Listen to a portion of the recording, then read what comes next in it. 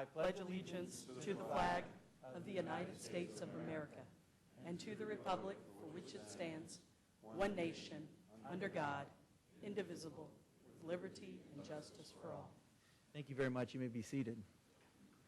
And go ahead and call the roll, please. Commissioner Brian Hammond. Here. Renee Afforded. Here. Kevin Ruane. Here. Fran Myers. Here. Pamela Cronin. Colleen DePasquale. Here. Robert Wells. Here. Jeff Webb. Here. Horace Banks, Tony Lappy, and Bill Wachulis are excused. Okay. Do we have a quorum? Yes. Yes. Great. Okay. Good deal. Then I would like to ask for a motion to approve the minutes of our April 10th TDC meeting. So moved. Second? Okay, I have a motion by Mayor Ruane and a second by Renee Afforded. Is there any discussion, commissioners? No?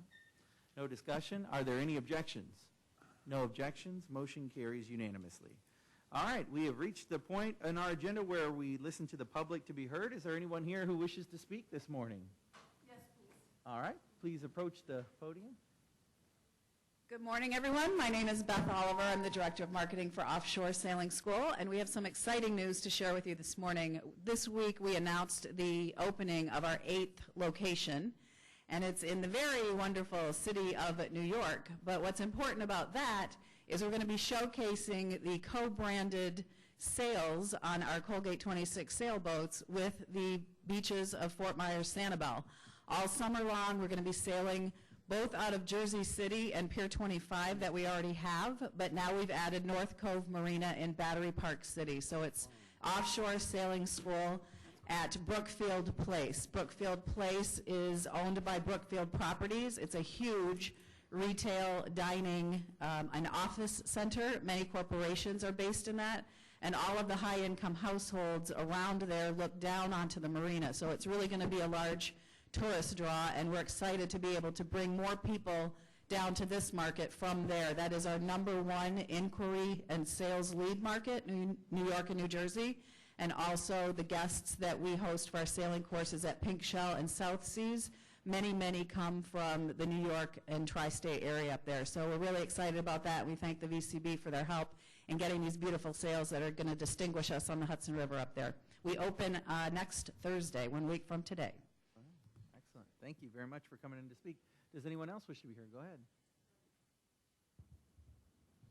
Good morning, Jack Carver with the Florida RV Trade Association. Just letting council know we've finished a very successful RV show season. A lot of the RV resorts and parks locally were packed for the entire season. And I think all the reports I received, it was a great tourist season. Of course, we draw from the entire 7-county area, not just Lee County.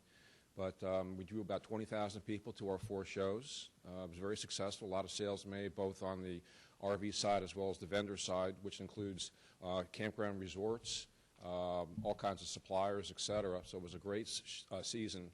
And we ended up last month at our 20th annual RV Super Saver Show, which was at the sports complex for 20 years. And they worked very well with us, the staff there, just putting a little plug in for the people there. We also are going to have in September, and I've told Tam about this, that we're going to have our annual RV convention statewide. Will be at the Sanibel Harbor this September. And I've invited Tam to send a representative. Last time, I think Judy came to us when we were in Bonita at the Hyatt. So this will be a statewide event, drawing, I don't know, 500 people plus, all involved with from the nation, mostly Florida, from the nation, to talk about the state of RVing in Florida as well. So it's a very active association and a lot of things happening, and I appreciate being here. Good deal. Thank you. Thank you for coming this morning. Anybody else wish to be heard from the public this morning? Speak now or forever hold your peace, as they say. Okay, great. We'll move on to, Renee, go ahead. Just a follow-on to the offshore sailing school. Whoever designed those sails, talk about eye-catching. Whoever did that did a fantastic job. We ought to use them again. We did it with MMGY, yeah. We worked together did on it? that. Yeah. We did the layout, of course, in conjunction with Whoever did Offshore that, I mean, Sailors. that really catches your eye.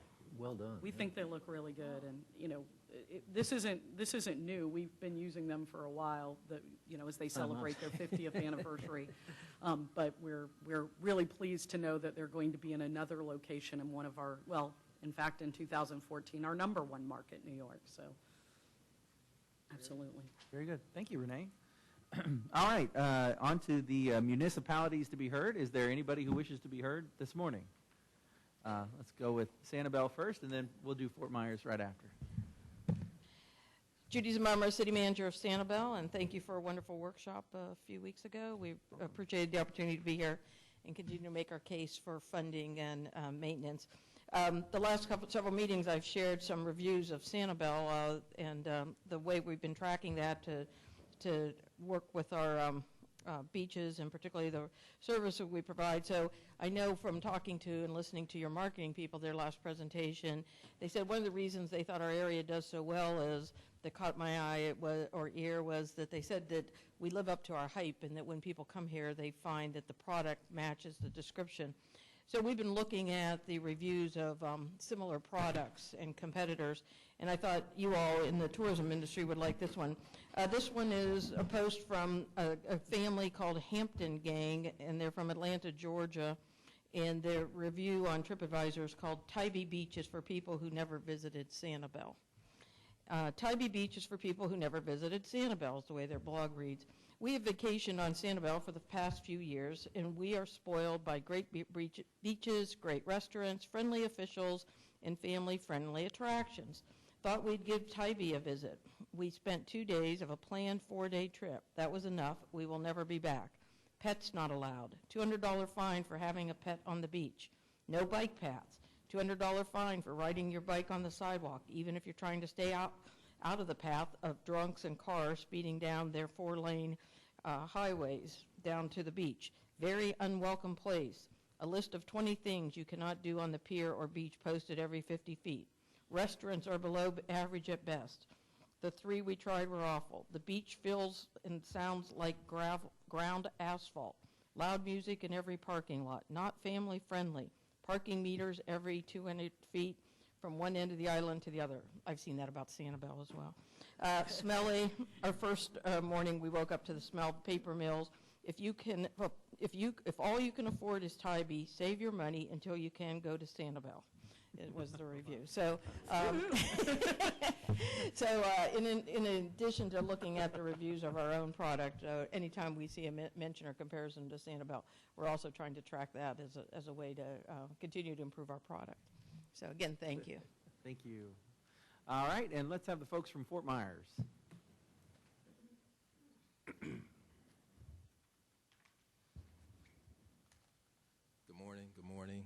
Morning. I'm Billy Mitchell, City Manager of Fort Myers, and we're very appreciative this morning for the audience that the Tourism Development Council is giving us on this particular project. Have a contingent from the City of Fort Myers this morning. We are fortunate to have Councilman Michael Flanders with us, and also have the Public Works Director, Saeed Kazemi. Also in the wings there is Dawn Pate, the Community Redevelopment Agency Director. The project that we bring to you this morning, some of you, if not all, are probably familiar with it, and we're happy to have what constitutes, in my view, a second bite at the apple on the project. The project involves a new curved pier and floating docks for the riverfront, and of course the main thrust of it is to enhance the City of Fort Myers riverfront as a tourist attraction. I'm going to ask that you listen to a brief presentation that the Public Works Director is going to give that reviews the project again, and also will restructure how the project is conceived to be funded if the Tourism Development Council sees fit to support it. Thank you. Good morning, Saeed Kazemi, Public Works Director for City of Fort Myers. As Mr. Mitchell said, we are just going to have a very quick presentations to make sure that we just reiterate what we are looking for. As I mentioned last time when I was here and made the presentation, these two piers that in the middle, it used to exist. What happened? Why doesn't put There that is in? a pointer on there, I think. There is, but it's, yeah, okay.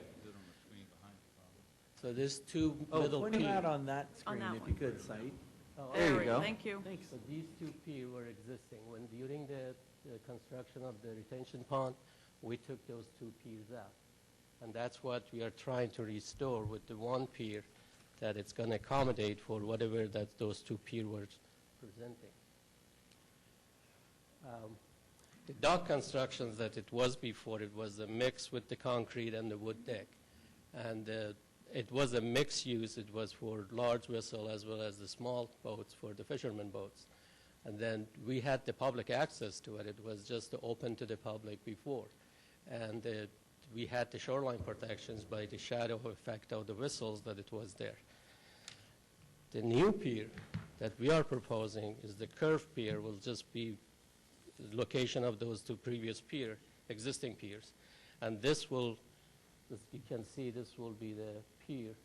It will be constructed in the location of those two piers that existed.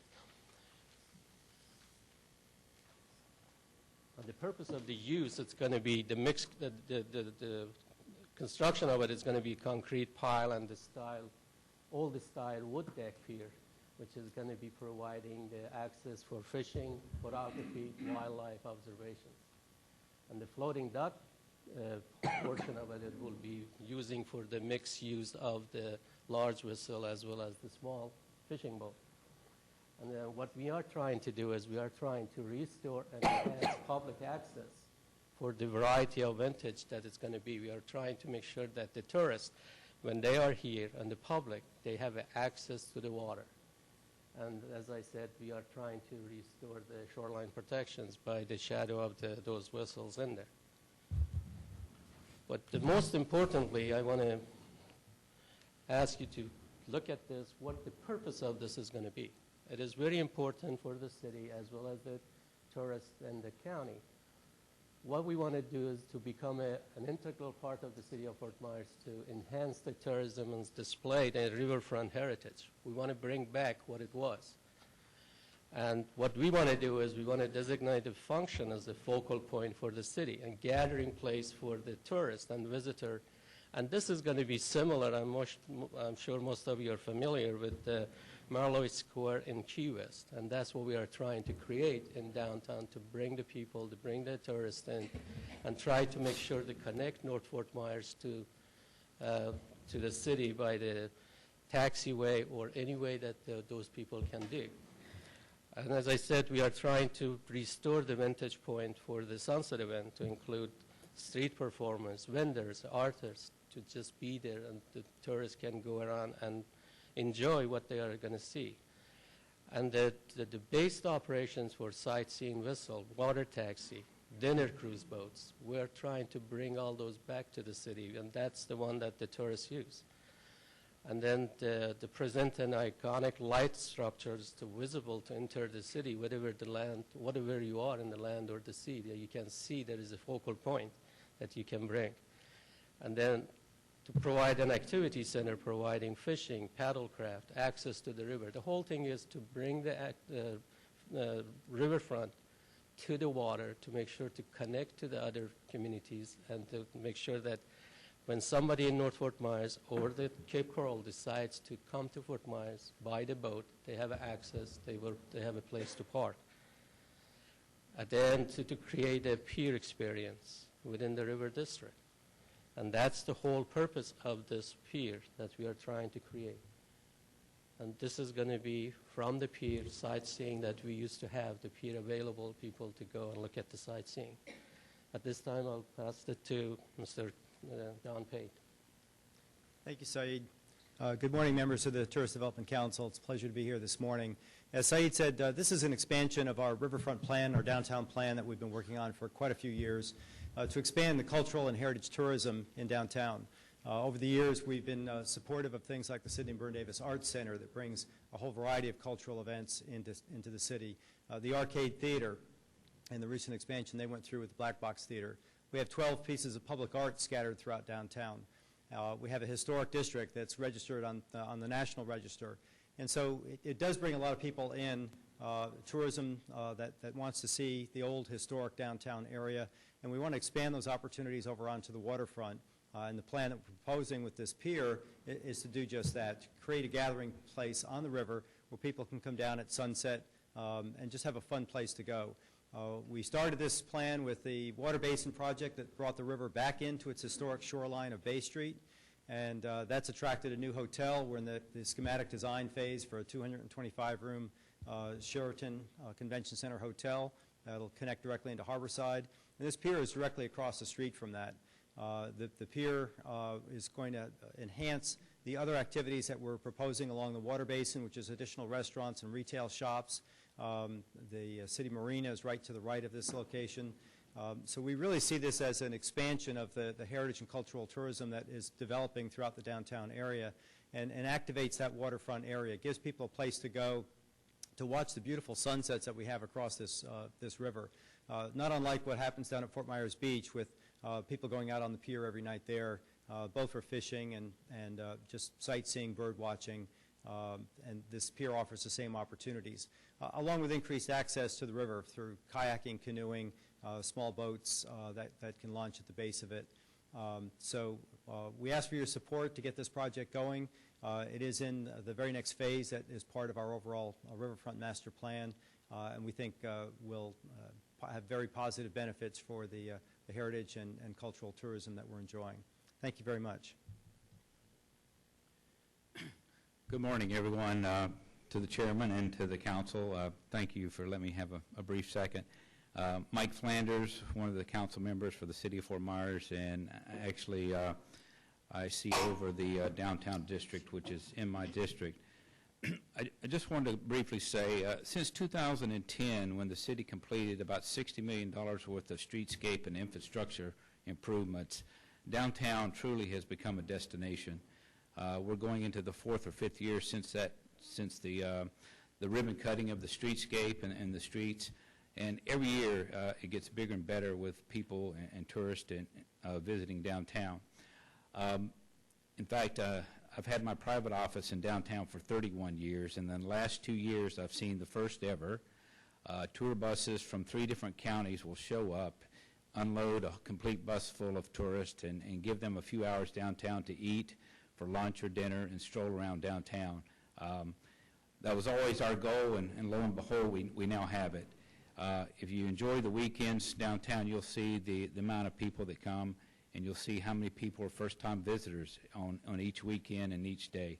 But the City Council surely appreciates your review of this particular application and what we're requesting. We hope to do more on the riverfront. This landmark pier is going to be another destination within the downtown that we think will bring people from outside of Fort Myers, Lee County, and even in the part of the state. So it's a great project, and we look forward to your acknowledgement of this and working with you folks in the future and, of course, today on this application. And thank you very much. Thank you very much, Councilman. Thank you very much to the folks from Fort Myers. Let me get a consensus from the board. I know we all probably have questions. Do we want to hold our questions and ask them in just a minute when we get to the new business portion of our agenda then? We can ask Renee, go ahead. Go for that. Yeah, we'll ask them to come back up and answer any questions. Okay, great. Thank you very much, folks. Appreciate that. Are there any other municipalities that wish to be heard this morning? Okay, moving on to the report of the Executive Director, Tamara. Good morning, and thank you for this opportunity to speak to you. Let's start with the bed tax report. March preliminary collection of $7.6.5 million. That compares to our preliminary collection last year of just over $7 million, an increase of 9%. The STAR report,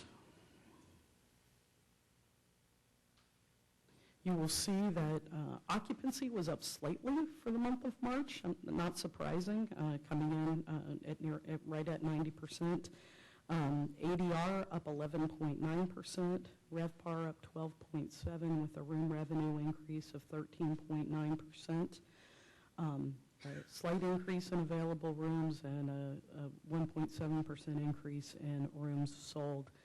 For the calendar year, occupancy up 5%, ADR up 12.4%, RevPAR up 17.9% for a nearly 20% increase in room revenue. So not surprising. It was a very good first quarter. I think everybody would agree with that.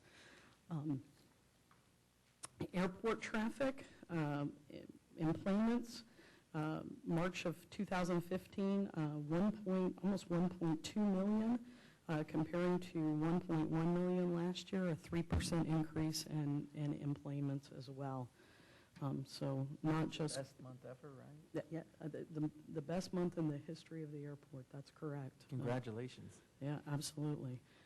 That symbiotic relationship between tourism and activity there certainly shows when you see those numbers.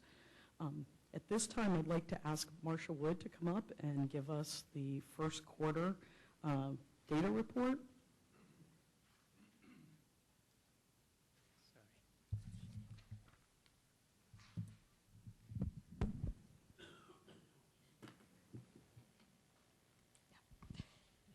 Thank you. That would make it a little bit hard if I didn't have that. Good morning, everyone. Marsha Wood with DPA, and as Tam mentioned, I'll be doing the report of first quarter 2015.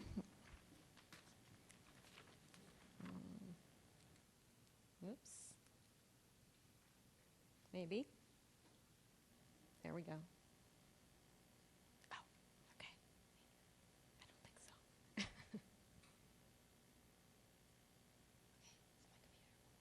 Okay, so it must Turn be it off. because there we go. Well, thanks to Amanda's magic, we are back up. Thank you, Amanda. That would be true in so many things. Yes, I'm sure it would be.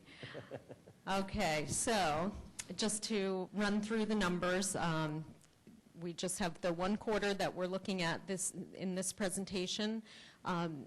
Visitation, we are showing, this is just among those who are staying in paid accommodations, we're showing is flat year over year, basically. I need to come up with a new little graphic for the arrow because, you know, for all intents and purposes, we saw a little bit of a decline, but that's kind of within the margin of error as well. So I wouldn't get too worried about that. And what we actually are seeing is if you look at your occupied room nights being up a little bit, so what's the relationship between occupied room nights and visitors who are staying in those rooms? What we're seeing is a little bit of a lengthening of their stay. So it's not that you weren't busy and that you didn't have many people here. It's just that you had those people who were staying a little bit longer, and therefore you didn't have as much churn in those rooms. But the important thing is that looking at the expenditure number, we are seeing an increase of 8% in total expenditures, and their spending on their lodging was up 10%, which is consistent with what we're seeing in bed tax collections, generally speaking, as well as what we see with the STAR report.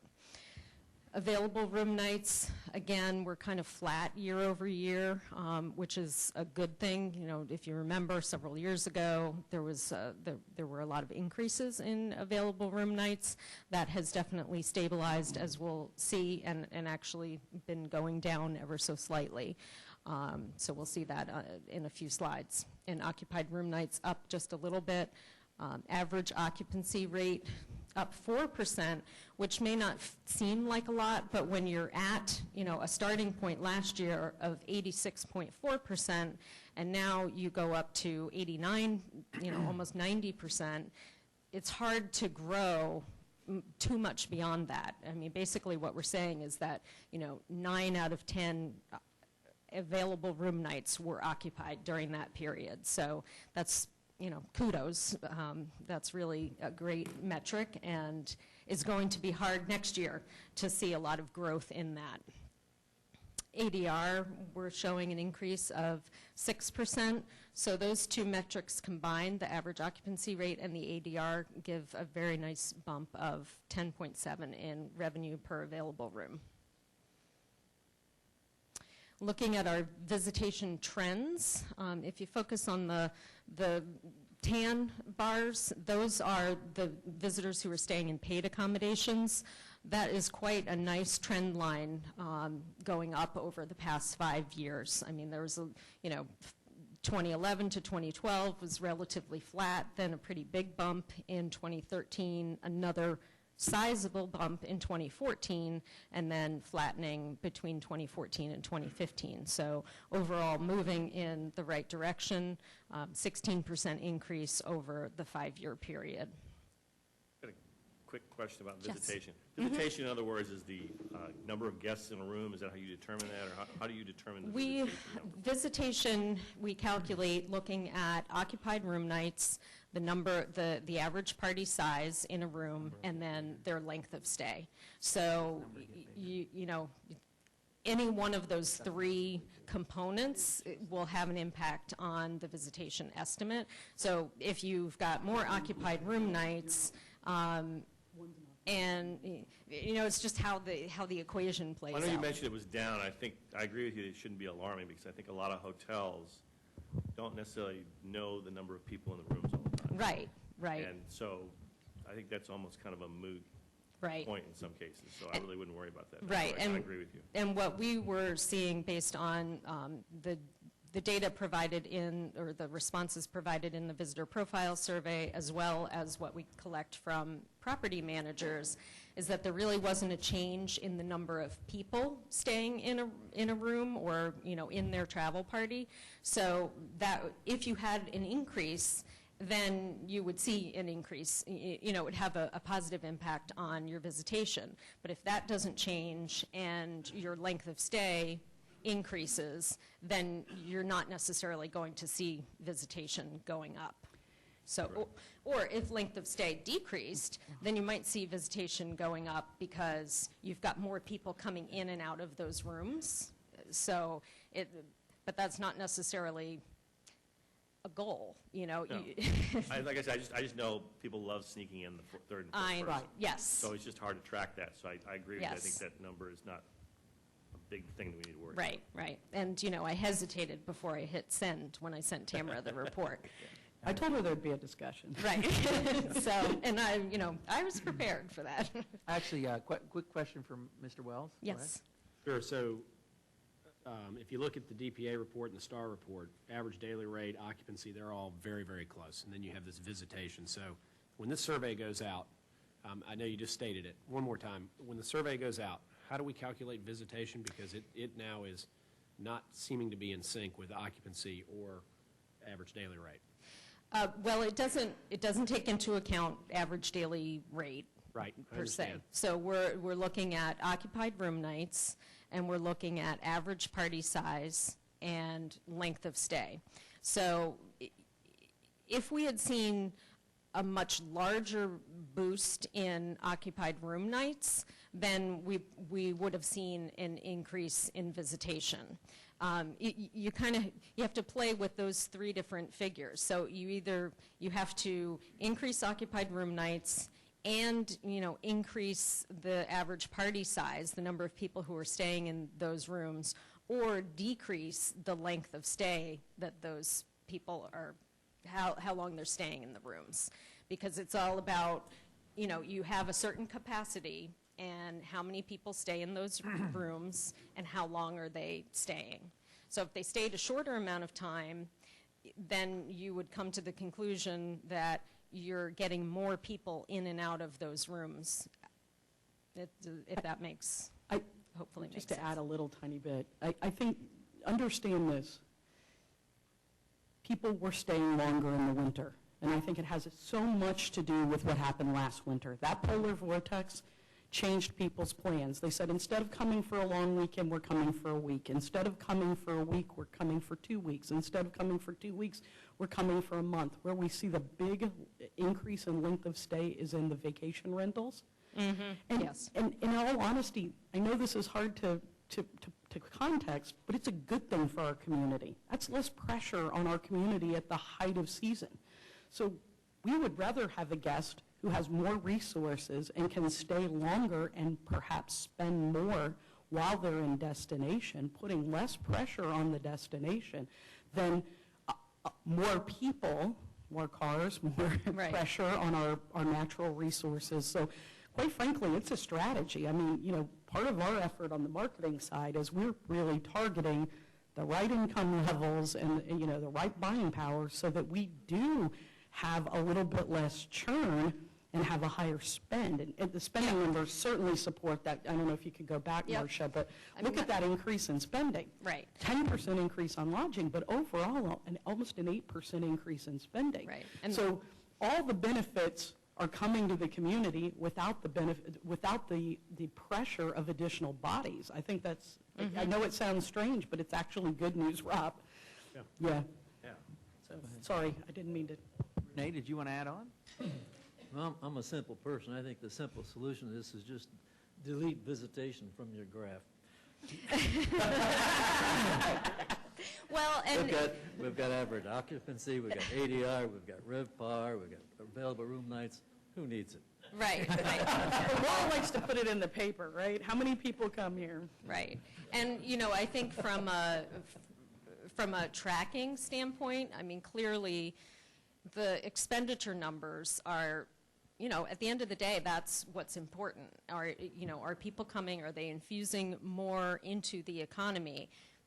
If the expenditure numbers continue to go up, but your visitation doesn't, I mean, so, you know, yeah, it's not necessarily a problem. And again, I think, you know, if you come to this one, where we have seen this kind of growth over the past 5 years. And some of it is last year was really good, right? Right, I mean, you know, exactly.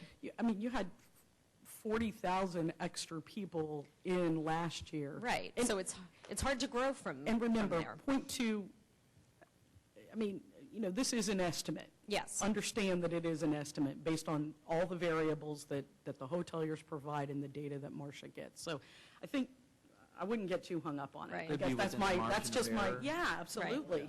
And I could have made everyone feel better and massaged the numbers and just made it, you know, totally flat, but I don't believe We thank you in for doing your that. transparency. Yeah.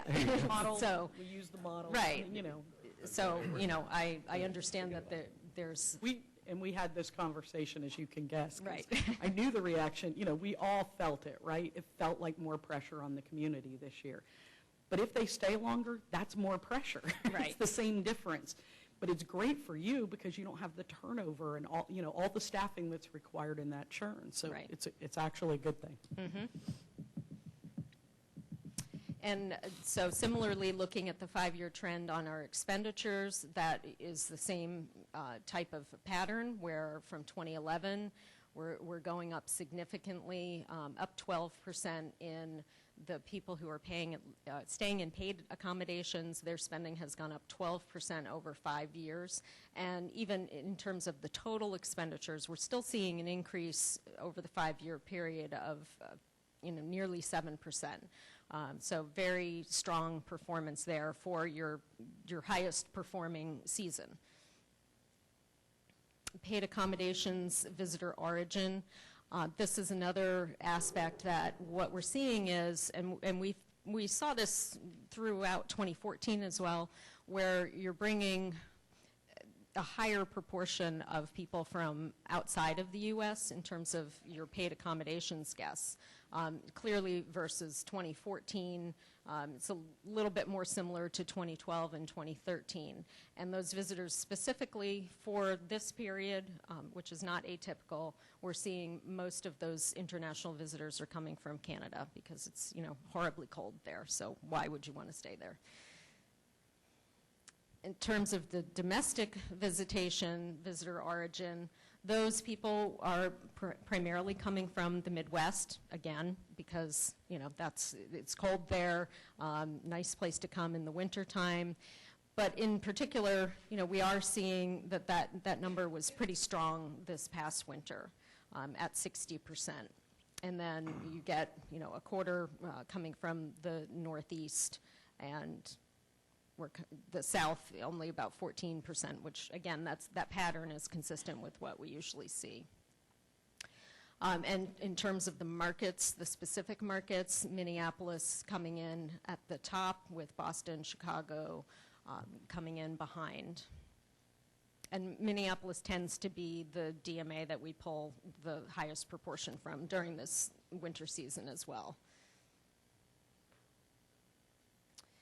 Available and occupied room nights, as I mentioned before, we are seeing from 2011 to 2015 a decrease in our available room nights, but on the flip side of it, we're seeing an increase in those room nights that are occupied. So the result is going to be an increasing trend in your occupancy rate.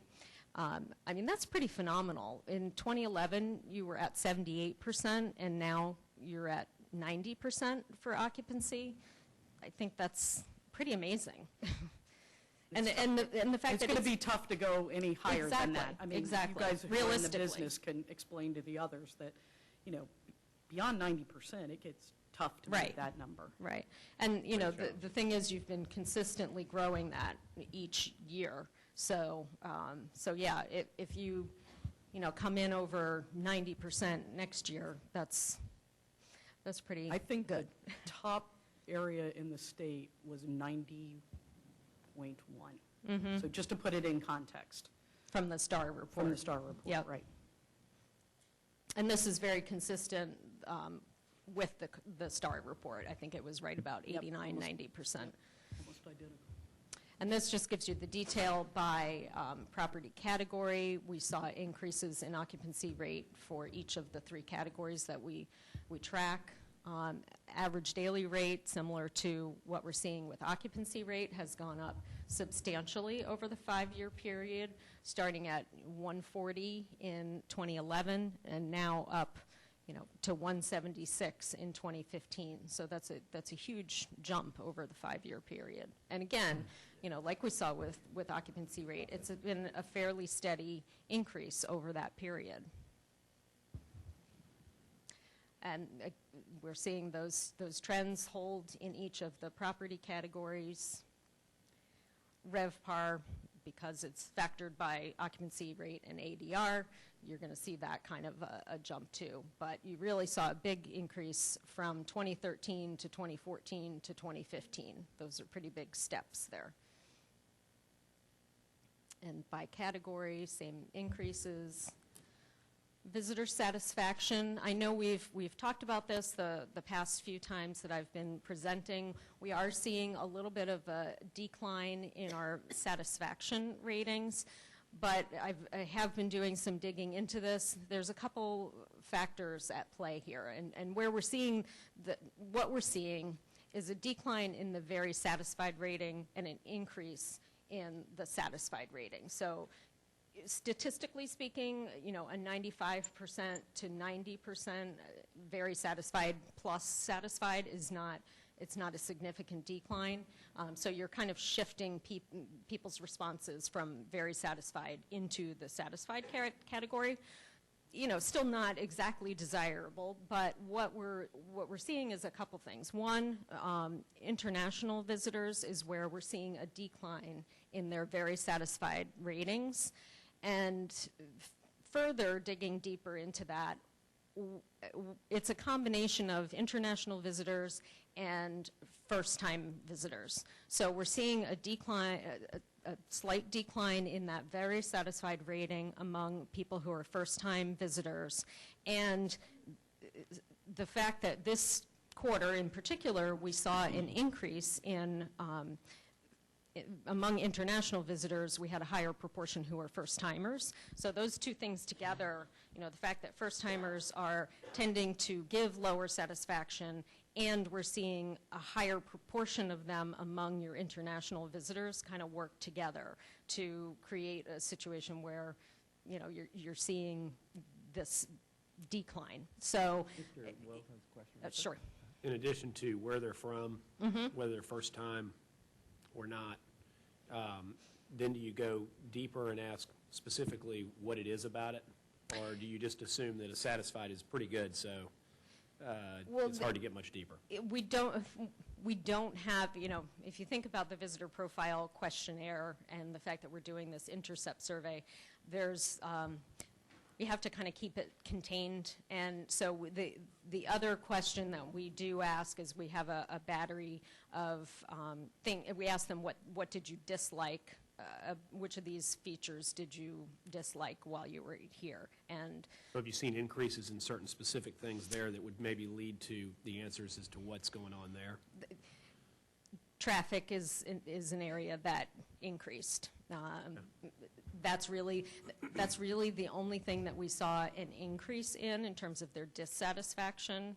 So they seem to be accepting a price increase. Yes. I mean, I'm assuming if we're all at about 90%, we can't. Right. It's going to be hard to increase anything much more than price. Yep. Because we can't do much better on occupancy. So yeah.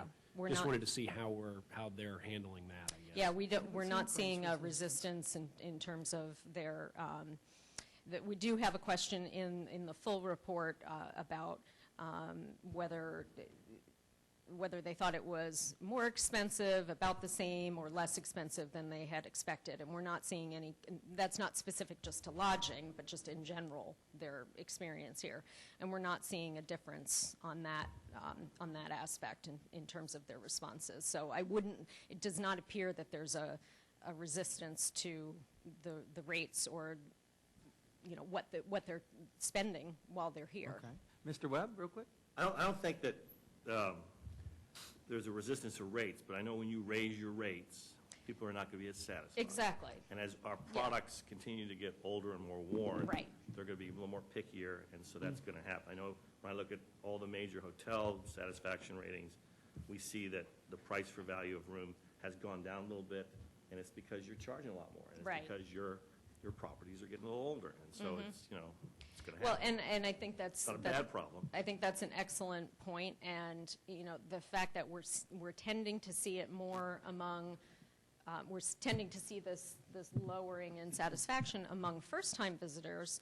Those are the people who aren't necessarily wedded yet to the destination, and so repeat visitors, they kind of maybe know what to expect when they get here, and they're not, so their frame of reference is not unmet. Absolutely. But the first timers, it's a little bit more of a challenge. And in context, this is, especially this time of year, a very expensive destination. Right. In context. So quality of accommodations by price may not match up to what they might be used to in other areas. And, this is an ongoing conversation about product and product, enhancements and product expectations and generational changes in product expectations. So, know that we are working on a rollout of a conversation about that. And that was something we talked about in the strategic plan. We've had a consultant come in, look at our product, compare it to not only ourselves but to other destinations on the West Coast. Overall favorable response, but I think that it's important to understand that, and you see this in the branded chains. They're making a lot of major changes in the style of the hotel room, the way the hotel room is laid out. Whereas some of our product, much of our product, let's be honest, is, from the 60s, 70s, and 80s, maybe doesn't have those same design elements that they're seeing in standard hotel rooms when they go into them, chain hotel rooms. So I think it's, it's a combination of, what the consumer is demanding. And overall, and I think you said this, but maybe if I repeat it, First-time visitors are less satisfied no matter where you are, no matter what Right. destination is. Yes. So when you see an increase in first-time visitors, you're going to see a decrease in Yes. satisfaction. We want an increase in first-time visitors because we want to create this relationship like we have with all these other people who come here. But, you do see quality of the accommodations, the satisfaction there is dipping, and I think it's something I've been on this for all 5 years. I think it's an important issue and one that our community has to be really cognizant of. As product ages, the cost of those CapEx enhancements significantly increase. And it's just really important that we all be very cognizant of that. Sorry. Mayor, did you have a question? I mean, to Jeff's point, I think expectations, there's correlation with price and expectations. When you raise price, have a higher level of expectations. Right. I mean, it's just, having traveled all over the place and continue to do so, I mean, every aspect, car rentals up, again, did I meet my expectations? And I understand where we came from, but in the same token, there's a direct correlation, expectations, dollars. And the more I pay, my level is just higher. Right. And I think one of the key things to think about in addition to product is upticking and making sure you're driving that customer service experience. You can solve so many problems by just caring a little bit more and smiling more than anything. Yeah, So, I mean, that's really one, so important. One comment to follow, having traveled a lot, it is amazing how few people say, how is our service? Car rental, hotel, wherever you go, it doesn't take much. It's your customer. How is our service? Is there anything I could do differently? Again, just treat them like a customer. It's amazing. And that plays into certainly what we're doing with Guests First. I mean, we are committed to that program, Great program. and providing quality customer service so that we do get them back, because we all know the new customer costs a lot of money to attract, right? And a lot of marketing dollars, a lot of effort. We get them to come back, doesn't cost anything to have them come back. So, Great program. Right. Renee, did you have one final thought? And just an observation, I guess. We don't have that many hoteliers here, I don't think. This year, everybody did very well. Good time to take some of that money instead of passing out in disbursements and distribution. This is a good time to take some of that money and put it back into the property, because all of our properties, with a few exceptions of the newer properties, they're dated, they're tired. Anything you can do to upgrade them will help this problem that we're talking about. Right. And I think also some of the information that we collected in the occupancy survey new this past quarter is looking even further out to expected reservations. And so we went all the way to, what are you expecting for the winter season next year? And while there's, there's more uncertainty, but generally speaking, people who responded to the occupancy survey felt like there was about half of them said that their reservations for next year are already up over where they were this time, at this point last year, last year. So I think, kind of tying into that value relationship, and, clearly your expectation is that you're not going to be reducing rates. So you're going to need to deliver on that experience next year as well, and people are already planning to come back. So, you have a good base coming into the season next year. So work with that. Okay.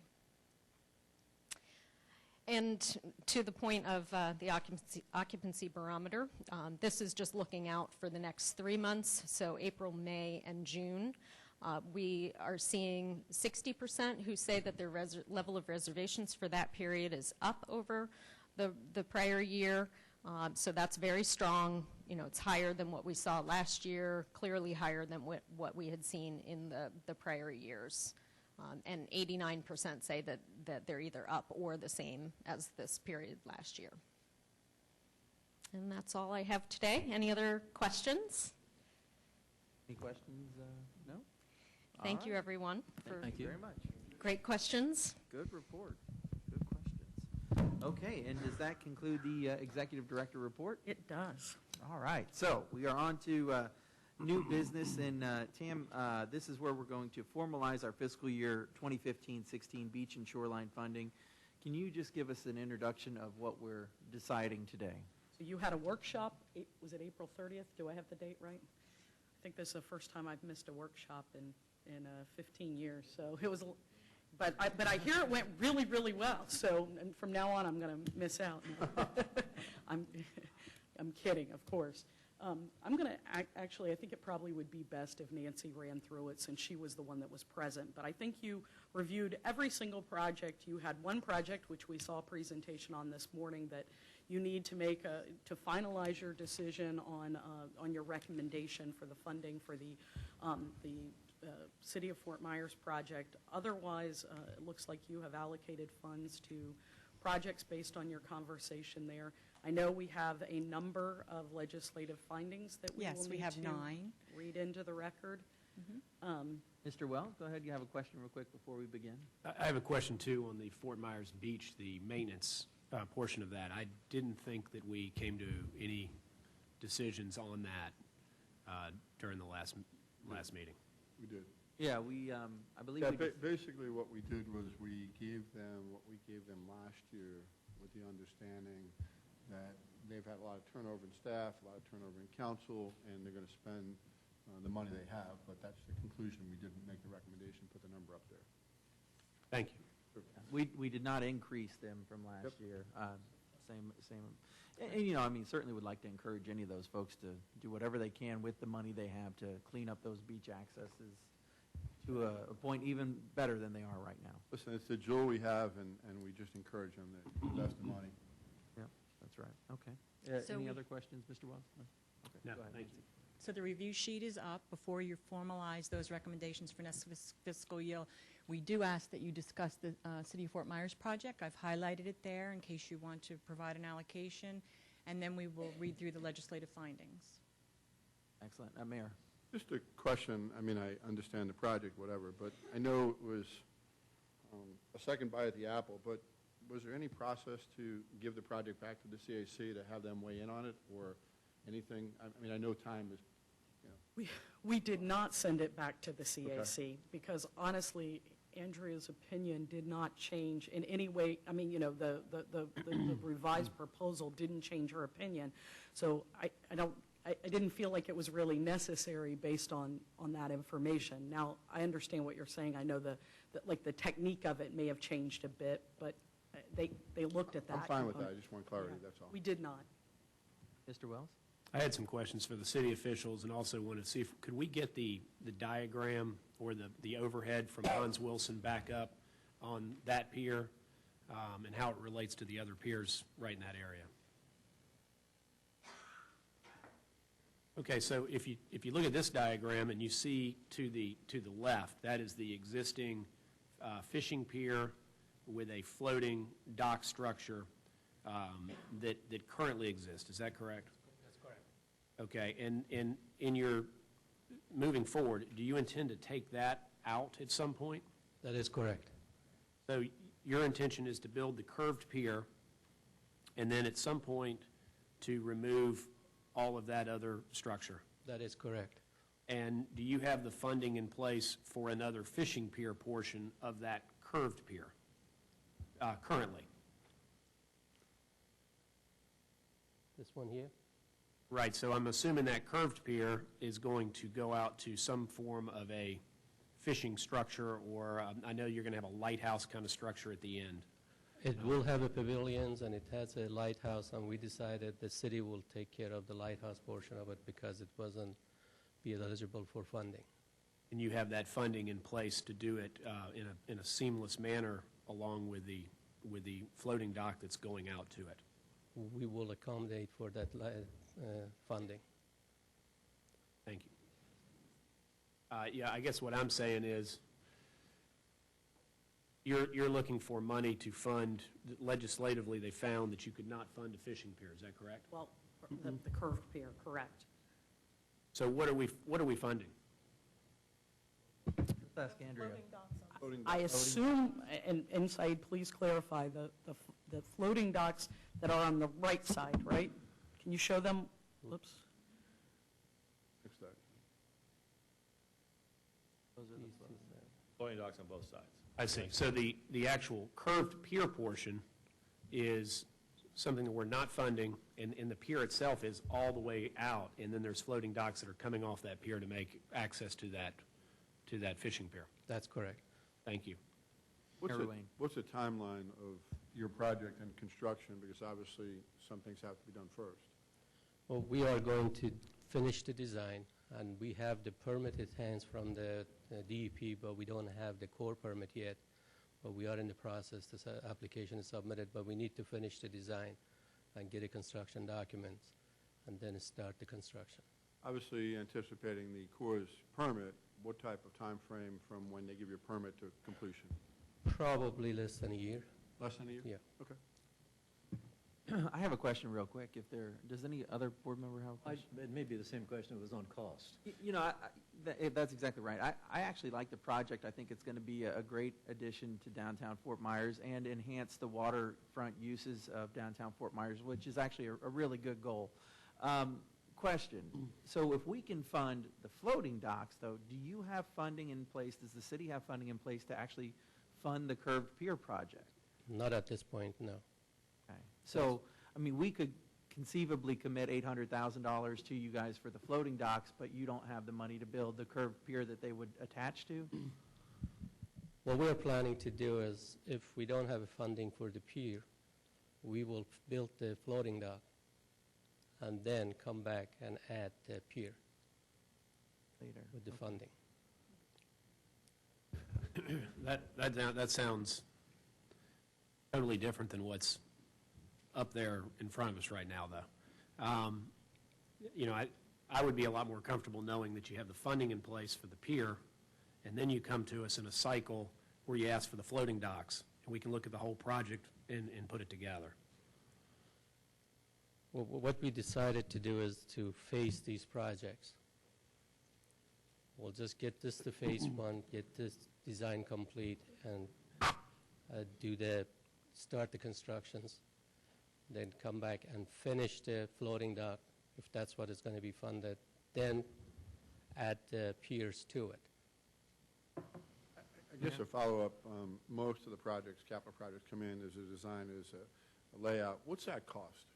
I mean, I know we generally do things in steps, so I'm just... The design cost right now, we are anticipating around $150.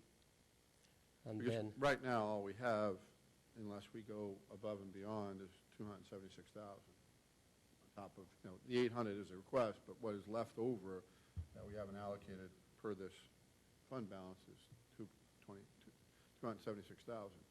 And if you 150 is for design, I mean, maybe we fund the design with the understanding that it comes back. It's a possibility. I like the funding of the design, but I also like to see them have some money in that funding. Absolutely. So my thought is, if we funded the design portion at this time, and you say the design costs are $150 and we can pull that from somewhere, I would be comfortable with funding 75 of the 150, looking for the city to support it by paying for the other 75, and then in future years potentially taking a look at the actual construction and covering some of those costs. what we were proposing was city will do some of participate in the funding for the design, and most of the funding for 276, it goes toward the construction. That's what we were planning. Okay, you were going to pay for the city was going to pay for the design, and you were asking for 276 as a contribution towards construction? We were doing some in-kind services. That was our proposal for the design. Colleen, did you have a question? I don't know if any of it's eligible. Like a design for a pier that isn't eligible. Like a design to put in floating docks might be, because those are eligible. Well, I think the request now is not to have us fund the design, but to actually put the 276 towards the piers. I don't think but I don't think beach and shoreline funding I don't think that pier is eligible ever for, the pier's not going to be eligible, I don't think, for beach and shore unless they change the purpose of the pier or change, right? Right now, the way it was described, it is not, doesn't have, like it doesn't have a beach and shoreline. Can you Let me- speak to that, Andrea, real quick? That's correct. Okay. Let So me- I don't know that are we allowed to fund or do construction fund permit or construction of a piece that would never be funded by us? Obviously, we can do the docks. but We we do the don't have floating enough to docks, do we the can't do docks. the designs. But we So can't even do the docks this year. To Rob's suggestion, we can't do that because there's no legislative funding to set 75,000 for design because we can't fund a design that's no legislative funding. What, if I may, is the design, you are right, the pier and the floating docks and everything has to be designed. That's what the city is going to put that up as the in-kind services. So the 276 is going to go toward the floating dock constructions, and that's what we are asking. Well, go ahead. I would love to have a design specialist here to ask this to. I mean, Hans could probably, Mr. Wilson could help us with this.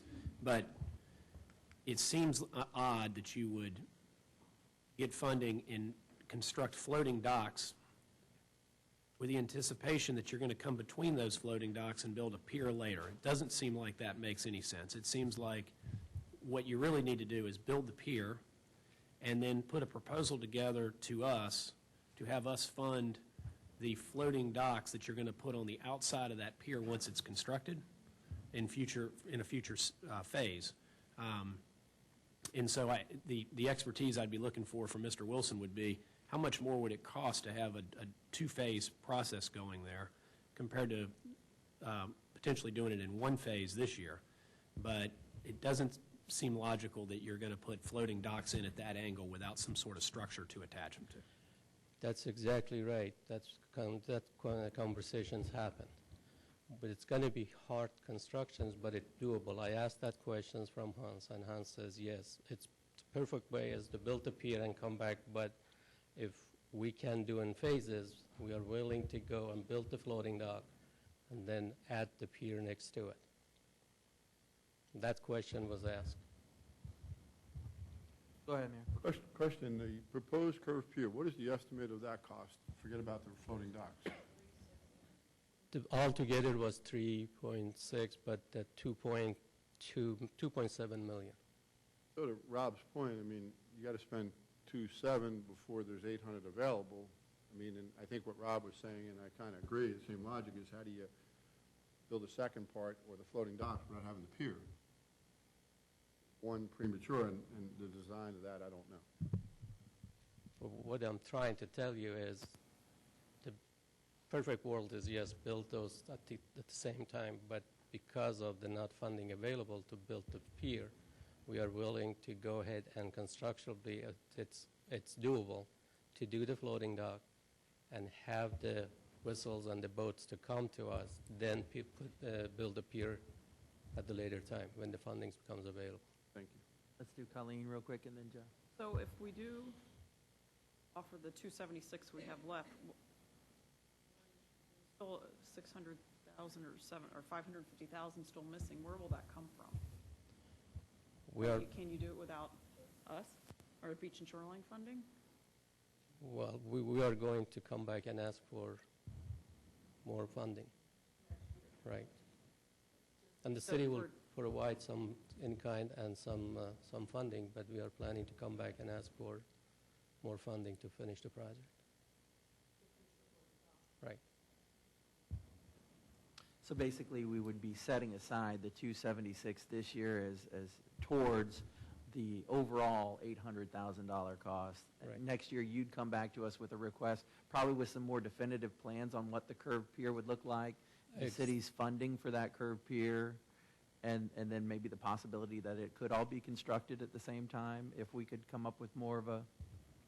We will try to do that, but most probably we will come back and finish the floating docks.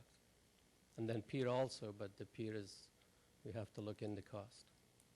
So the 605,000 that you're short, you just come back and ask us again next year? Correct. Do it all at one time. I mean, to lay out 276 and not have it or utilized. Yeah. Let's, Jeff, real quick. And Simple, two questions. Number one, how are the floating docks eligible but the pier is not? And then the second question is, if you're going to do the floating docks, how do you secure the floating docks without a pier? I don't understand that. That was the questions we asked, but The apparently the Attorney legal. General has determined that boating facilities are eligible for funding. It probably, in all actuality, isn't under the beach and shoreline funding, and I've always pointed that out before. Fishing piers are actually not under the statutory, it's not under the statutory section dealing with beach and shoreline. It's actually under another part of the statute. But TDC has determined to fund fishing piers out of beach and shoreline. But I always point that out in my opinions.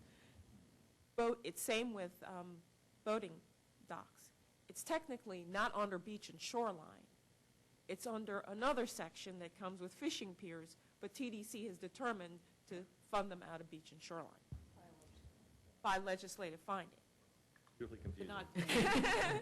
But it is what it But is. to clarify, your ruling is, I mean, and please, I don't want Oh, to put yeah, words but in the your mouth, true but ruling for this pier, looking at how it is structured and the information provided, it is not eligible under beach and shoreline, nor is it eligible under the statute section that deals with fishing piers, zoological parks. Not a fishing pier. Not a fishing pier. Okay, thanks. Renee, did you have a question? Well, just briefly, I too think the overall project will add a lot to downtown Fort Myers. I think it's good. But I think we're getting the cart before the horse here. My thought is, let's let them go ahead and do their design work, build their fishing pier, and then come back, and let's then talk about floating docks. I don't see funding partial floating docks now before the pier. Just, it's a cart before the horse, my opinion. Anybody else want to comment or add on? Want to add on? sir, I have nothing to say. I mean, you know, my thoughts are right along the same line as Renee's. You know, this is a really worthwhile project that I actually want to partner with y'all on at some point. But I just think we're getting a little ahead of ourselves to dedicate funding to it right now. I want to see more definitive plans that fishing pier, that curved pier is going to get built, that it's going to be able to be fundable. And then I think we're happy to partner with y'all on our portion that is eligible when the time comes. And I guess to your point, Commissioner, if we're going to look at this in totality, using 276 today doesn't get the project to move along. All you do is hold it in abeyance for a year and come on back for the remaining piece. So I think it makes sense just to defer it to next year. Yeah, I think so too. Okay, Tam, at this time, do we need to vote, and what are we? Oh, okay, so I assume, and I'm not putting words, you know, affirmatively, we're going to not fund this, we're recommending no funding for this project for this year based on what I've heard you say. So that one becomes no funding for the year. And now you need to, Nancy, will you read them for us? I have 8 projects that you need to determine a legislative finding for, and Andrea's informed me that I need to read each of them, and then you move each of them forward if you want to make a legislative finding. The first project is the City of Sanibel's Beach and Shoreline Erosion Survey. You need to make a legislative finding that this project is directly related to tourism and furthers the purpose of promoting tourism. Move. Second. I have a motion by Renee Afforded and a second by Mr. Wells. Any discussion, board members? No discussion. Is there any objection? No objection. Okay, that carries. The next project, K, is Lee County Facilities Construction Management, Mount Lachey Bat House Park. You need to make a legislative finding that this project is directly related to tourism and furthers the purpose of promoting tourism in Lee County. So moved. Okay, I have a motion by Mayor Ruane. Second. Second by Mr. Afforded. Any discussion? No discussion. Are there any objections? No objection. Motion carries. The next project, N, is the City of Bonita Springs Bay Park North Beach Park. You need to make a legislative finding that this project will promote tourism within the county. So moved. Okay. I have a motion by Mr. Afforded, a second by Mr. Ruane. Any discussion? No discussion. Are there any objections? No objection. Motion carries. The next project is Project Q, Friends of Crescent State Historic Site, Mound Keys Site Improvements. You need to make a legislative finding that the floating dock portion of this project request promotes tourism. So moved. I have a motion by Mr. Wells. Second. Second by Fran Myers. Are there any discussion or questions? No discussion. Is there any objection? No objection. Motion carries. The next Project QQ is Crescent State Historic Site Crescent Activity Pavilion. You need to make a legislative finding that this is a beach park facility and that this project is directly related to tourism and furthers the purpose of promoting tourism in Lee County. I have a motion by Mr. Affordit, a second by Ms. Myers. Are there any questions or discussion? No discussion. Are there any objections? No objection. Motion carries. The next project is Project R, Gasparilla Island State Park's Kea Costa Restroom Project. You may make a legislative finding that a restroom is a beach park facility that directly relates to tourism and furthers the purpose of promoting tourism in Lee County. So moved. I have a motion by Mr. Wells, second by Mayor Ruane. Any discussion? No discussion. Are there any objections? No objection. Motion carries. The next project is the City of Sanibel's Lighthouse Fishing Pier repairs. You need to make a legislative finding that rod holders are directly related to and promote tourism. Moved. I have a motion by Mr. Affordit, a second by Ms. Myers. Any discussion? No discussion. Any objections? No objections. Motion carries. Final project is Lovers Key State Park Truck and Trams. You need to make a legislative finding that this project is directly related to tourism and furthers the purpose of promoting tourism in Lee County. We have a motion on. I'll make the motion. Move it. I have a motion by Ms. Myers, second by Mayor Ruane. Any discussion? Discussion on this one? No? Any discussion, anybody? Okay, great. Any objections? No objections. Motion carries unanimously. Okay, your final action is to approve the list of allocations. You have a total of 25 projects, a total of $9.7 million. I'd like to make a motion to move the list. Second. Okay, I have a motion by Mr. Wells, a second by Mayor Ruane. Is there any discussion? The one question I have real quick, just to make sure it's clear, the 276, 246 that's left rolls into reserves? Well, I mean, remember, it's an estimate of revenue. So, you know, anything that we receive above what we're going to spend would then, of course, it would become fund balance and then become reserves. But yes. Yes. Would be unspent funds, yes, Okay, reserves. great. Any further questions? All right, seeing none, I'll call the question. Are there any objections? No objections. Motion carries unanimously. So this now will go forward to the board, become part of their budget process for those people who are recipients in the audience.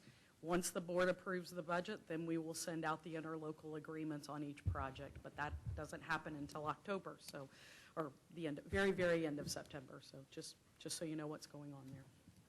Very good. Thank you very much. All right, next on the agenda is the report of the Sports Development Executive Director, Jeff Milkey. Good morning, Chairman and Council. I'll make this fairly quick. You've got our first quarter report in your packet, January 2015. The 3 months that we're reporting are fairly standard. You'll remember that we don't do a lot of marketing during January, February, March. Our focus is to bring in events the other 9 months of the year. So if you compare this to years in the past, they're very similar. You have a lot of events that are leading up into spring training. You've got baseball fantasy camps, both from the Twins and Red Sox. We have some soccer events and some adult wood bat events. So total impact in January was 7,150 hotel rooms, total direct visitor spending of $2.3 million. You go to February, and 4,600 room nights were generated through sports tourism, and $1.6 million of direct visitor spending. And then March was mostly because of the Gene Cusick Classic, which is the product that our Lee County Parks and Recreation Department runs, 8,800 hotel room nights with a direct impact of $3.6 million. I will mention that in March that USA Gymnastics event was incredibly successful, way more competitors than we expected. They had about 900 gymnasts there. Gary has been working hard to get this event, keep this event in town while Harborside's going through some renovations. and we are in the discussions right now with the Civic Center out north of Fort Myers to keep gymnastics in place. So